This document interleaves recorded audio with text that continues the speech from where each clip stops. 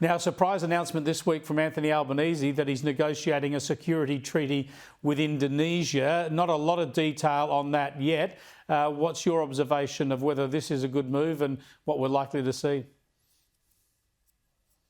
I think it's just a rehash of the Lombok Treaty, which I negotiated way back in 2005, 2006. Indeed, the claim by Albanese and Penny Wong that they've got language where we will consult each other in the event of an attack on either country was language which was already incorporated in 2006 into the Lombok Treaty. So it looks to me as though every time they meet with the Indonesians, they want to try to counter the fact that the Howard government negotiated this historic treaty all those years ago and claim something for Labour. I mean, I noticed President Prabowo not as enthusiastic about this treaty as Albanese was, for good reason, because President Prabowo knows that already years ago, 19 years ago, the Indonesians signed up to this defence relationship with Australia. And just finally, got to get your thoughts on the Jeffrey Epstein scandal being targeted at Donald Trump again.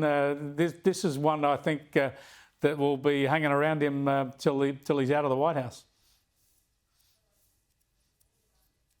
He knew Jeffrey Epstein, so did the Clintons. So did all sorts of establishment figures in New York City.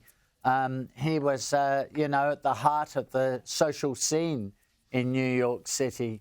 And the Democrats, just throwing mud and hoping some of it will stick. My view is that for the average punter out there in the United States, they wouldn't care less about this.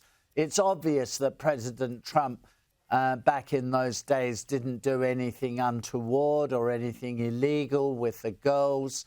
It's perfectly obvious that. And as Caroline Levitt says, the one thing all this does prove is that President Trump had done nothing wrong. I mean, to say that he knew someone or he met someone and he's somehow guilty, that is absurd. It's pathetic. It's pathetic party politics. That's and in fact, he worked out he was a creep, punted him and had nothing to do with him, while a whole bunch of leading Democrats were still hanging out with him. Fascinating stuff. Thanks for joining us, Alexander. I appreciate it.